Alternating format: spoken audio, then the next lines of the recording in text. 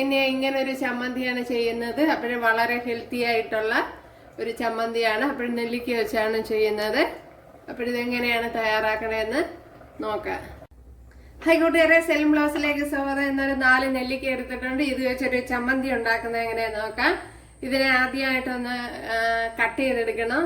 അതുപോലെ ഞാൻ അതിൻ്റെ കുരുവെല്ലാം കളഞ്ഞെടുത്തിട്ടുണ്ട്. അപ്പോഴേ നെല്ലിക്കയുടെ സീഡ്സ് മാറ്റി കൊടുക്കണം.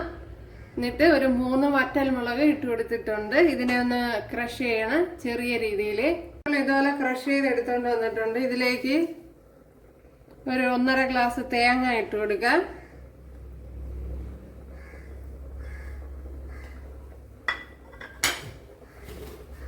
അതുപോലെ ഉപ്പിട്ട് കൊടുക്കാം. ആവശ്യത്തിനുള്ള ഉപ്പിട്ട് കൊടുക്കാം.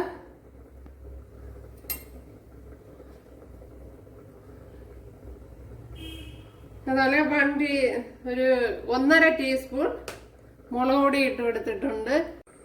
അതിലേക്ക് ഇനി ശകലം കറി ലീവ്സ് ഇട്ട് കൊടുക്കുക. അതുപോലെ ഒരു 3 കൊച്ചുള്ളി അരിഞ്ഞത്. ഇതിനെ ഒന്ന് അരച്ചെടുക്കണം. നമ്മുടെ നെല്ലിക്ക ചമ്മന്തി ഇവിടെ റെഡി ആയിട്ടുണ്ട്. കണ്ടല്ലോ, സൂപ്പർ ടേസ്റ്റ് ആണ്.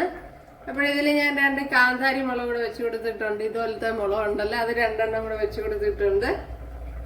അപ്പോഴേ ഇതിൽ ശ്രദ്ധിക്കാനുള്ളത്, കൂടുതൽ നെല്ലിക്ക എടുക്കാനനുസരിച്ച് തേങ്ങയും കൂട്ടേണ്ടി വരും. അതുകൊണ്ട് എല്ലാവരും ശ്രദ്ധിക്കുക.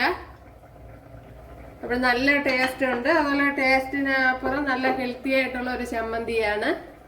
ഇത് അപ്പോഴേ എല്ലാവർക്കും ഇഷ്ടമായി കാണുമെന്നും കരുതുന്നു. അപ്പോഴെല്ലാവരും ചെയ്ത് നോക്കുക. ഇഷ്ടമായാൽ സപ്പോർട്ട് ചെയ്യുക, അതുപോലെ സബ്സ്ക്രൈബ് ചെയ്യുക. അപ്പോൾ അടുത്തൊരു വീഡിയോ ആയിട്ട് കാണാമെന്ന് പറഞ്ഞുകൊണ്ട് എല്ലാവർക്കും താങ്ക്സ്.